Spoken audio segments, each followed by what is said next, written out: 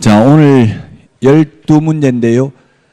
다음 주에는 15문제 내드릴 예정입니다. 좀 힘들 수는 있는데 그래도 문제도 이제 전체적인 것도 좀 보셔야 되겠습니다. 주변에서 포기하라고 압력을 넣더라도 여러분들은 물귀신한테 잡혀가면 안 되고 끝까지 참고 인내심을 가지고 시험은 꼭 보셔야 됩니다. 설령 2차 떨어지더라도 2차까지 다 보셔야 내년에 훨씬 더 유리합니다. 근데 지금 많은 분들이 안타깝게도 30만 명 넘게 서류 접수해가지고 실제 2차까지 보는 분들은 8만 명밖에 안 됩니다. 거의 3분의 2가 탈락입니다. 중도에. 여러분들은 그런 낙오자가 되지 않기를 희망하면서 문제 풀어보도록 하겠습니다. 지금 점수가 잘 나와야 되는 게 아니죠. 왜 틀리는지 자꾸 확인하는 연습을 하시면 됩니다. 자, 1번 문제. 1번 이거는 반드시 나온다, 중요하다 이렇게 단정할 수는 없는 문제입니다. 그러나 해마다 이런 문제가 한 문제씩 출제됐습니다. 작년에 사이드에 있는 문제, 즉 서식까지 뭐가 적는지 뭘 적어야 되는지 이런 게 그렇게 중요하진 않죠. 그렇지만 이 서식은 최근에 신설됐기 때문에 나올 가능성을 배제할 수 없어서 문제를 출제해 봤습니다. 별지 1호의 2의 서식이잖아요. 처음에는 없었다가 새로 생겼다는 이야기죠. 1호, 2호 사이에 새로 신설된 거잖아요. 그게 뭐냐면 바로 주택, 취득, 자금 조달 및 입주 계획서입니다. 이걸 만든 이유는 뭐냐 하면 국토부에서는 이렇게 한 이유는 편법으로 자녀들에게 증여하는 것을, 자식들한테 물려주는 것을 방지하기 위해서 이런 규정을 만들었다고 해요. 자, 그래서 제출인, 매수인이 자금 조달 계획 제출하니까 매수인 인적사항 기재하고요. 주민등록번호, 전화번호 기재합니다. 그 다음에 기존 주택 보유 여부를 체크하도록 되어 있고요. 주택담보대출이 있는 경우에만 기재한다. 그래서 다주택자들을 이게 대출 규제하려고 그러는 거죠. 지금 9.13 부동산 정책에 의해서 집이 여러 개면 대출이 잘 안 나오죠, 요즘. 그래서 기존 주택을 보유하고 있는지 여부, 대출이 있는 경우에만 기재하면 됩니다. 대출 없으면 뭐 적을 필요 없습니다. 그 다음에 증여 상속받은 돈이 얼마인지, 매매 자금이 10억이면 부모한테 받은 돈이 얼마인지 이런 걸 적어야 되고, 만약 적으면 이제 부모한테 받은 돈에 대해서는 세금 내야 되겠죠. 증여세를 내야 될 겁니다. 그 다음에 5번에 접수 일시가 답인데요. 접수 일시는 공무원이 적습니다. 접수 받는 사람이 적습니다. 그래서 5번이 답인데 여러분들이 시행규칙 별지 1호의 2의 서식을 한번 인터넷으로 법제처 국가법령정보센터 들어가 가지고 부동산 거래 신고 등에 관한 법률 시행규칙 별지 1호의 2의 서식을 열람해 보시기 바랍니다. 그러면 기억에 오래 남습니다. 이거는 우리 기본서 나오고 나서 바뀌었기 때문에 기본서에 있는 내용하고도 다릅니다. 기본서가 발행되고 나서 바뀐 내용이니까요. 서식을 꼭 한번 확인해 보시기 바랍니다. 1번에 따라서 5번이 답이고요. 그 다음에 2번입니다. 자, 이 지난주에 했던 내용입니다. 2번은 1번 등록 신청을 받은 등록관청은 개업공개사의 종별이면 종류별 이 말이죠. 개업공개사의 종류별, 즉 종별이 세 가지예요. 법인, 공인중개사인, 개업공개사, 중개인이 있는데 중개인은 여기에 해당되지 않겠죠. 중개인은 신규 등록이 안 되잖아요. 그래서 시험에 출제된 적이 있는데 등록 신청서에 기재되는 종별은 2가지, 등록증에 기재되는 종별은 3가지예요. 즉 중개인은 등록증은 있지만 등록 신청서에는 기재하지 않습니다. 중개인은 등록 신청을 할 수가 없잖아요. 그래서 시험에 출제됐다고요, 그게. 자, 그 다음에 등록 신청을 받은 날부터 7일 이내에 서면으로 통지해야 된다. 7일 숫자 7이 시험에 숫자 7, 10은 숫자 거의 출제됩니다. 39번에 동그라미 1번에 있습니다. 우리 핵심 비교정리 프린트 39번에 동그라미 1번에 보면 7일 이내에 등록 처분 통지해야 됩니다. 1번은 맞습니다. 그래서 2번은 등록관청은 중개사무소를 두려는 지역을 관할하는 시장, 구가 설치되지 아니한 시의 시장과 특별자치도의 행정시의 시장을 말한다. 군수 또는 구청장이 교부한다. 예, 맞습니다. 모든 결정권자와 변경권자는 똑같습니다. 뿌린 자가 거둡니다. 등록증을 준 등록관청이 등록 취소도 하고 등록증 반납도 받습니다. 등록증 재교부도 해줍니다. 그래서 2번 맞고요. 3번이 틀렸네요. 3번은 자격증 및 등록증이라고 했는데 뒤에 등록증 때문에 틀렸죠. 자격증은 시도지사가 재교부하지만 등록증은 등록관청이 재교부한다고요. 기출문제 지문입니다. 3번이 정답입니다. 4번 등록 처분 통지를 받고 등록증 교부 전 중개업을 해도 무등록업자로 처벌받는 것은 아니다. 왜? 등록 처분 통지를 받았다는 말은 등록번호가 나왔어요. 등록 통지서에 보면 등록번호가 적혀져 있거든요. 등록이 됐기 때문에 무등록업자는 아니라고요. 다만 등록 통지 받고도 보정 설정을 안 하고 중개업을 하면 보정 미설정으로 임의적 취소를, 인장 등록을 안 했다면 업무정지 처분을, 등록증을 받아서 게시하지 않았다면 게시 의무 위반으로 100만 원 이하의 과태료라는 행정처분은 받을 수 있지만 무등록업자는 아니라고요. 등록처분 통지를 받은 이상. 기출문제입니다. 5번 이중 등록을 하면 반드시 등록을 취소해야 되고 또한 1년 이하의 징역이나 1,000만 원 이하의 벌금에 처합니다. 이중이라는 말 정리했죠? 기출문제 이런 식으로 출제됐다고요. 3번이 정답이고요. 그 다음에 3번입니다. 예, 3번 등록 기준 중요하죠. 1번 상법상 회사 또는 협동조합 기본법에 따른 협동조합인데 단 사회적 협동조합은 제외하고요. 자본금은 2억 원 이상이 아니라 5천만 원 이상입니다. 자본금은 5천만 원 이상, 보정설정금액은 2억 원 이상이죠. 법인은 보정설정금액은 법인은 2억 원 이상, 분사무소 1억 원 이상, 개인 1억 원 이상, 지역농협 1,000만 원 이상이죠. 보정설정금액은. 근데 자본금은 5천만 원 이상입니다. 그래서 1번 틀렸고 2번 중개업만을 영위할 목적으로 설립되어야 한다. 만자가 들어가서 틀렸습니다. 중개업만을 영위할 목적으로 설립되어야 하는 게 아니라 법 제14조에 규정된 의무만을 영위할 목적으로 설립돼야 됩니다. 우리 핵심 비교 정리 프린트 24번에 보면은 법인이 겸업할 수 있는 것 6가지를 적어놨습니다. 법인은 이 6가지 즉 법 14조에 규정된 의무만을 영위할 목적으로 설립되어야 합니다. 즉 중개업 외에도 이삿짐센터 알선, 도배업체 알선, 경공매 매수 신청들이 주택상가 분양대행, 주택상가 관리대행 등을 할 수 있다는 이야기죠. 그래서 중개업만을 해서 X입니다. 3번은 대표자는 공인중개사가 아니어도 되나, 이 말이 틀렸죠.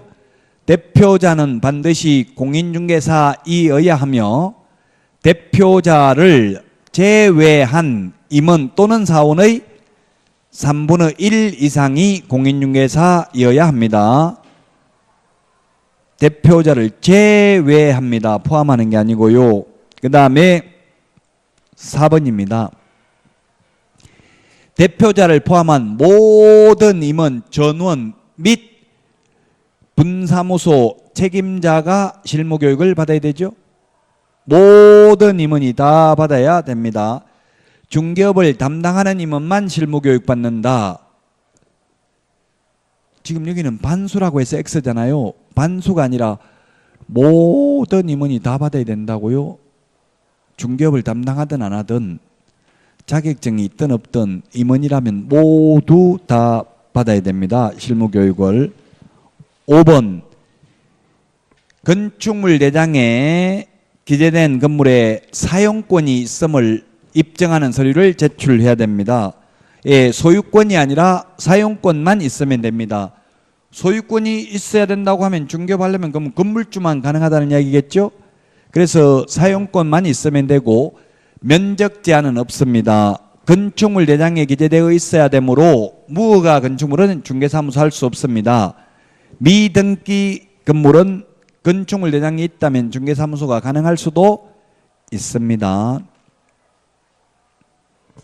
우리 공인중개사법에는 규정이 없지만 건축법까지 만족시키려면은 바닥 면적 합계가 30제곱미터 미만인 경우는 1종 근린생활시설, 30제곱미터 이상은 2종 근린생활시설, 500제곱미터 이상은 업무시설, 1000제곱미터 이상인 경우에는 판매시설에서만 중개사무소가 가능합니다. 즉 아파트의 경우에는 건축물 내장은 있지만 건축법 시행령 3조 4의 별표 건축물의 용도 분류에 위반되기 때문에 행위자에 위반되기 때문에 아파트에서는 중개사무소 할 수 없습니다.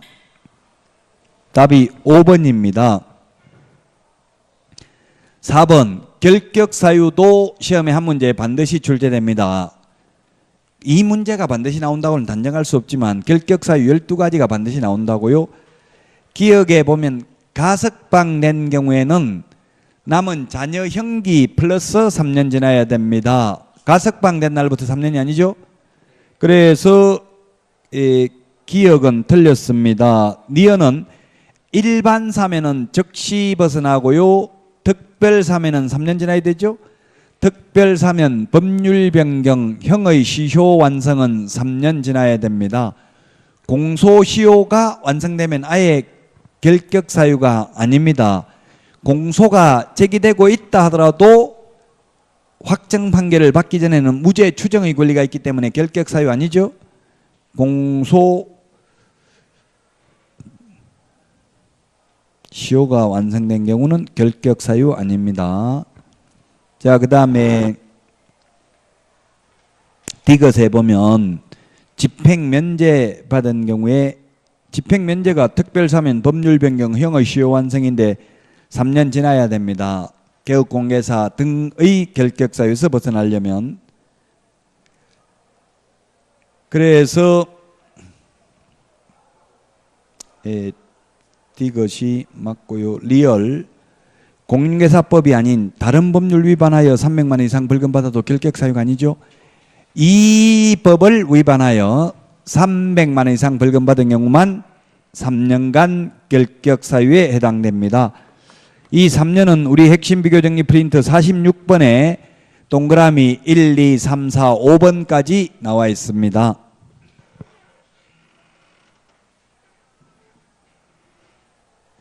(4번에) 2번이 정답이고요. 그 다음에 5번입니다. 5번. 5번 틀린 것은 했는데 1번 개업 공인중개사는 등록관청 관할구역 안에 중개사무소를 둔다. 맞습니다. 그 다음에 2번은 개업공개사는 업무의 효율적인 수행과 중개사무소 공동활용을 위하여 필요한 경우 공동사무소를 설치할 수 있다. 다만 업무정지기간 중에는 공동으로 사용할 수 없다. 맞습니다. 다만 단서 없다 하더라도 맞다고 봐야 되고요. 3번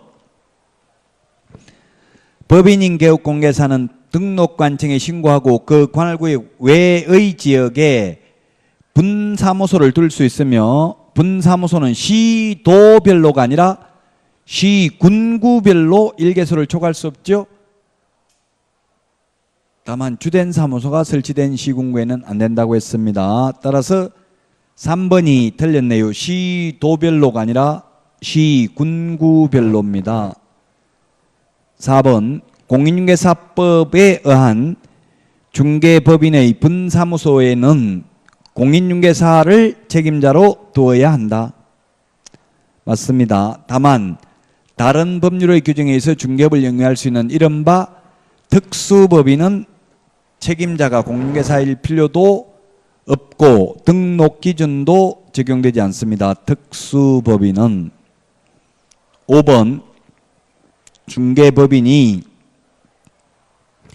분사무소를 설치하고자 하는 경우에는 주된 사무소 소재지 관할 등록관청에 신고서를 제출해야 됩니다. 우리 핵심 비교 정리 프린트 4번의 까만 별표 세 번째 별표를 보면 분사무소 설치 신고, 분사무소 이전 신고, 분사무소 휴업 신고, 분사무소 사용할 인장 등록, 분사무소 업무 정지 모두 주된 사무소 등록 관청이 해당 관청이 되겠습니다.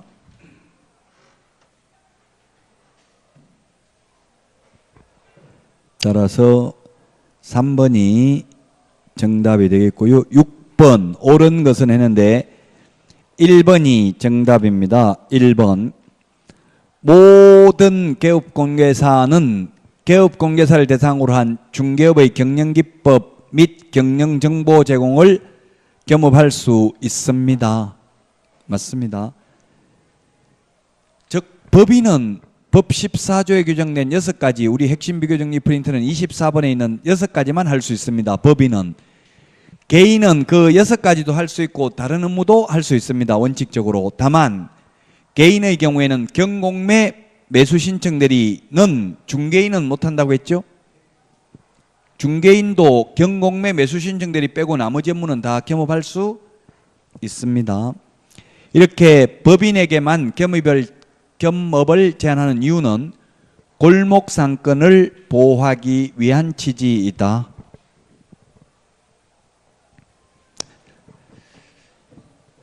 자, 그래서 1번이 정답이고요. 2번은 법인이 아닌 모든 개업공개사는 법인인 개업공개사에게 허용된 겸업 업무를 모두 영위할 수 있다.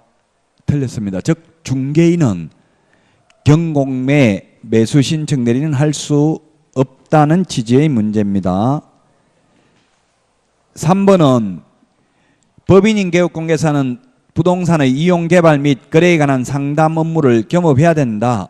겸업해야 되는 게 아니라 할 수 있습니다. 겸업은 안 해도 됩니다. 해도 되고 안 해도 되죠. 4번 법인인 개업공인중개사는 중개 의뢰인의 의뢰에 따른 도배이사업을 겸업할 수 있다. 도배이사업체를 직접 운영할 수 있는 건 아니고요. 용역업은 할 수 없고 용역알선업은 할 수 있습니다. 용역이라는 게 이게 서비스업, 용역을 제공하는 걸 노무를 제공하는 걸 용역이라고 하죠. 직접 생산에 고용되어 있지 않고 서비스업입니다. 쉽게 말하면 즉 이삿짐 센터 운영하는 게 이게 용역업입니다. 용역업은 할 수 없고 용역알선업은 할 수 있다고요.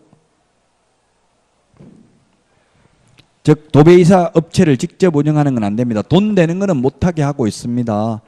5번 공인중개사인 개업공개사는 20호 미만으로 건설되는 단독주택 분양대행을 겸업할 수 없다는데 주택상가 분양대행 할 수 있죠? 분양업은 안 되지만 남이 지어놓은 것 분양대행업은 할 수 있습니다. 6번에 1번입니다. 7번 옳게 연결된 것은 자 1번하고 3번하고 대통령령 국토교통부령만 차이 나죠. 그래서 이때까지 30번 시험이 출제됐는데 국토교통부령 대통령령을 직접 알아야 문제 풀 수 있는 건 이 한 문제밖에 없습니다. 나머지는 대통령령으로 정한다, 국토교통부령으로 정한다 하면 그건 정답이 아니었습니다. 정답하고 상관없었다고요. 유일하게 국토교통부령 아니 어떤 분이 인터넷에 그렇게 질문하신 분이 있더라고요. 국토교통부령으로 정하는 거하고 대통령령으로 정하는 거하고 좀 정리 좀 해줄 수 있냐고. 그 정리하려면 법제처 국가법령정보센터에 들어가서 공인중개사법에서 3단 비교표라고 있어요. 그 3단 비교표로 출력을 할 수가 있어요. 그럼 법 1조부터 끝까지 다 봐야 되는데 그걸 비교 정리할 수는 없겠죠. 시험에 나오기는 나옵니다. 나오면 그게 정답이 아니라고요. 대통령령으로 정한다, 국토교통부령으로 정한다, 그건 정답이 아니었다고요. 그걸 틀리게 해가지고 틀린 걸 골라라 이렇게 나온 거는 없다고. 근데 다만 유일하게 국토교통부령인지 대통령령인지 알아야 풀 수 있는 기출문제 이거 하나라고요. 7번에 1번이 답입니다. 즉 사무소 이전 절차는 대통령령이 아니라 국토교통부령입니다. 옮기고 나서 이전하고 나서 주민등록 전입신고하고 똑같다고 했죠. 옮기고 나서 10일 이내에 이전 후의 등록관청에 신고하면 되는데 이게 국토교통부령에서 정하고 있습니다. 업무정지, 자격정지의 구체적 기준 국토교통부령으로 정하고 있습니다. 과태료의 구체적 기준 대통령령으로 정하고 있습니다. 법인의 등록 기준도 대통령령으로 정하고 있습니다. 그 다 알기는 어려워요. 그냥 문제 풀면서 나오면 한번 찾아보는 수밖에 없어요. 100점 받으려고 하면 안 돼요. 객관식 시험이고 60점 이상만 받으면 됩니다. 7번에 1번이 답입니다. 8번 틀린 것은 1번이 답입니다. 도장 크기 시험에 나왔다고 했죠. 7mm 이상 30mm 이내의 실명 도장이어야 되고 아바타, 닉네임, 예명, 가명은 안 된다고 했습니다. 가족관계 등록부나 주민등록표에 등재되어 있는 실제 성명이 나타난 도장이어야 합니다. 법인인 경우에는 법인 인감도장이어야 하기 때문에 크기 제한이 없습니다. 그래서 8번에 1번이 답이고요. 그 다음에 오늘 했던 내용이죠. 8번은 개업공개사 및 소속공개사는 중개인을 함에 있어서 등록된 인장을 사용해야 되고요. 그 다음에 3번 법인의 분사무소에서 사용할 인장의 경우에는 상업등기규칙에 따라 법인의 대표자가 보정하는 인장을 등록할 수 있다. 안 하고 주된 사무소 걸 가져다 쓸 수도 있다. 4번 소속공개사의 인장 등록 신고는 당해 소속공개사의 고용신고와 함께 할 수 있고 중개사무소 개설 등록 신청하면서 해도 되고 별도의 인장 등록 신고서에 의해서 해도 되기 때문에 인장 등록 신고하는 방법은 3가지가 있다고 했죠.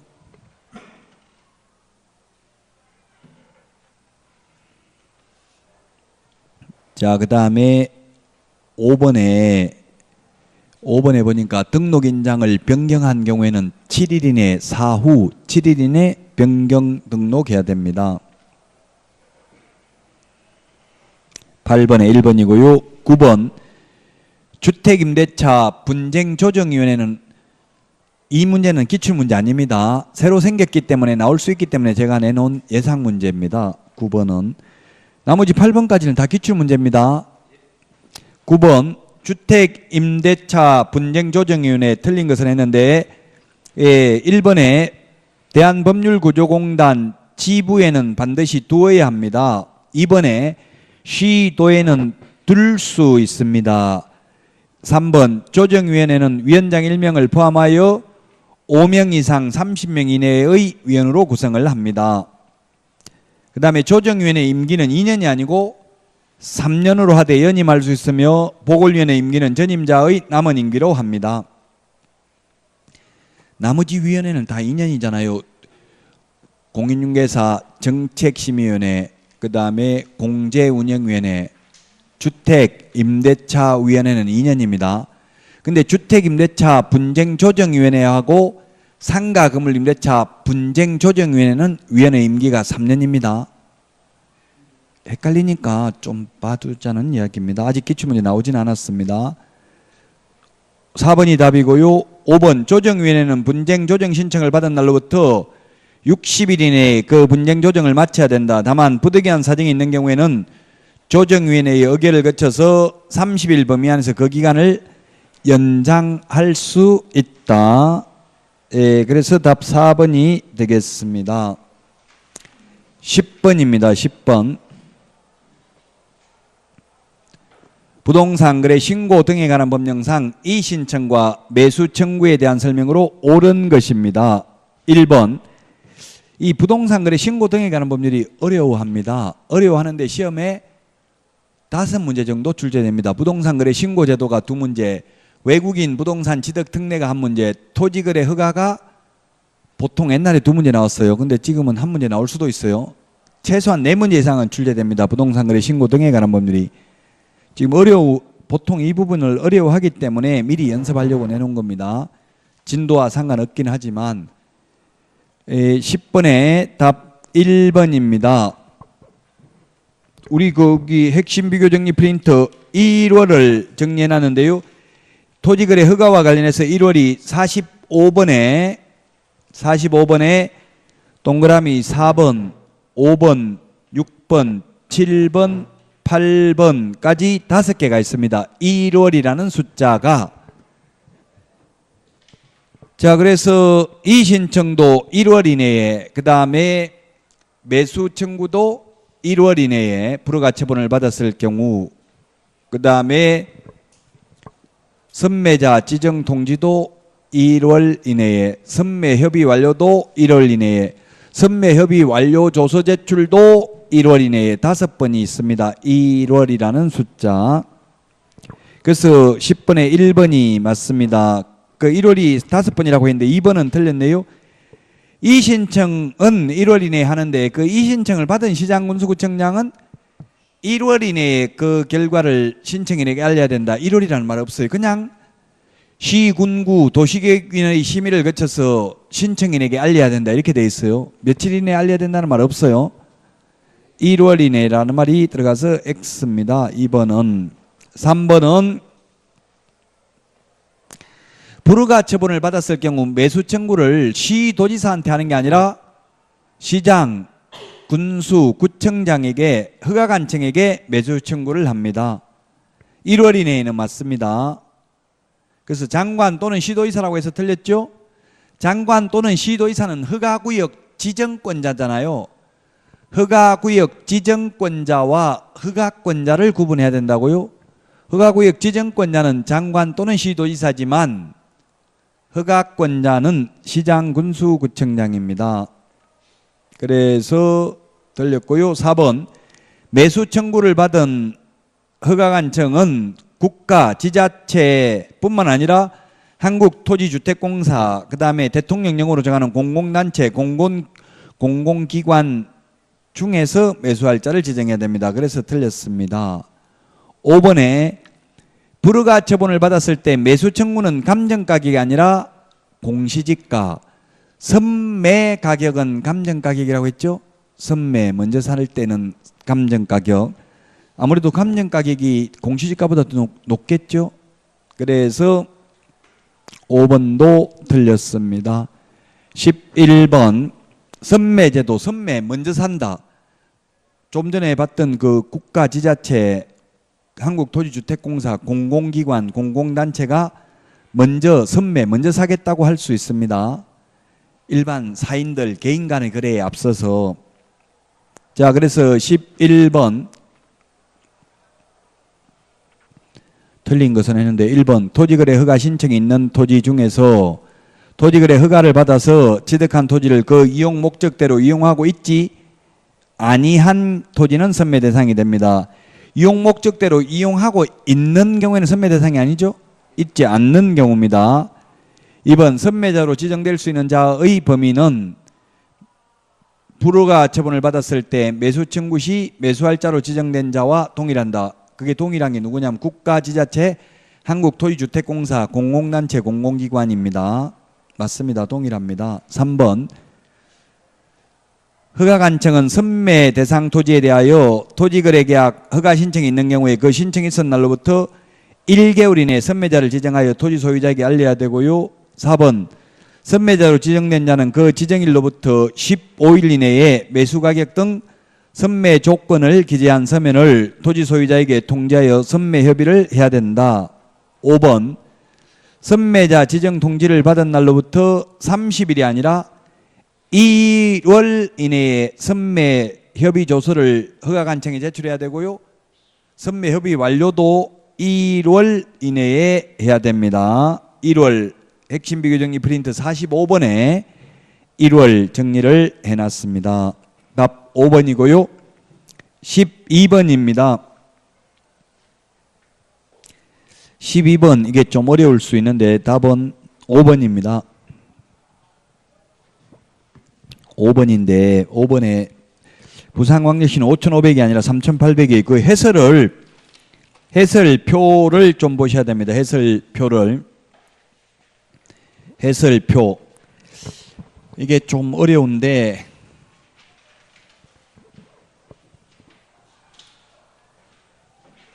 상가의 경우에 상가의 경우 서울인 경우에는 환산보증금이 9억 이하인 경우에 후순위보다 우선 면제 받을 수 있습니다. 우선 면제. 그런데 최우선 면제 받으려면 서울은 환산보증금이 얼마 이하 돼요? 6,500만 원 이하인 경우 나누기 3을 해서 2,200만 원까지 이건 보증금 한도 내에서 최우선 면제 받고요. 기준이 되는 금액은 환산보증금입니다. 월세까지 포함합니다. 보증금 더하기 월세 곱하기 100이죠. 그 다음에 과밀억제권역은 6억 9천 이하인 경우 그 다음에 과밀억제권역은 최우선 면제 받으려면 5,500만 원 이하인 경우 나누기 3을 해서 1,900만 원까지 최우선 면제 받을 수 있습니다. 근데 과밀억제권역이 아닌데 과밀억제권역에 준하는 보호를 받는 게 부산광역시가 포함이 됩니다. 그래서 부산광역시는 6억 9천 이하이면 우선 면제는 받을 수 있습니다. 그러나 최우선 면제 받을 때는 과밀억제권역에 부산이 포함되지 않습니다. 문제 보고 풀 수 있어야 되는데 이 내용을. 그 다음에 광역시인 경우에는 5억 4천 이하인 경우 우선 면제 받습니다. 그러나 광역시인 경우 최우선 면제 받으려면 3,800만 원 이하인 경우 나누기 3을 해서 1,300만 원까지. 그래서 5번이 답인데 즉 부산인 경우에는 우선 면제 받을 때는 6억 9천이지만 최우선 면제 받을 때는 그냥 광역시이기 때문에 3,800만 원인 경우 1,300만 원까지만 최우선 면제 받는다고요. 지금 그 해설 프린트 표로 정리되어 있는 거 보고 풀으셔야 돼요. 그 다음에 기타 지역은 3억 7천 환산보증금이 3억 7천 이하인 경우 우선 면제 받는데 최우선 면제 받으려면 기타 지역은 3천만 원 이하인 경우에 나누기 3을 해서 1,000만 원까지 최우선 면제 받을 수 있습니다. 예, 광역시가 아닌데 우선 면제 받을 때 광역시에 준하는 보호를 받는 게 신설된 게 뭐가 있냐면 세파화입니다. 세파화. 세종, 파주시, 화성시 이 세 개는 광역시가 아닌데 광역시에 준하는 보호를 받는 걸로 신설됐습니다. 그래서 세종, 파주, 화성은 5억 4천 이하이면 우선 면제는 받을 수 있습니다. 근데 최우선 면제 받을 때는 세종, 파주, 화성이 기타 지역에 해당됩니다. 세종, 파주, 화성이 기타 지역에 해당된다고요. 부산도 최우선 면제 받을 때는 광역시에 해당이 됩니다. 해설에 표 있으니까 이걸 표를 보고 좀 생각을 해봐야 돼. 지금은 좀 어려울 수 있어요. 왜 이렇게 됐냐면 이번에 개정하면서 이 부분만 앞에 부분만 우선 면제 받는 이 부분만 개정되고 최우선 면제 받는 건 옛날 그대로입니다. 그러다가 보니까 부산광역시가 우선 면제 받을 때는 과밀억제권역에 해당되지만 최우선 면제 받을 때는 그냥 광역시에 해당된다고요. 마찬가지로 세종, 파주, 화성도 우선 면제 받을 때는 광역시에 준하는 보호를 받지만 최우선 면제 받을 때는 기타 지역에 해당된다고요.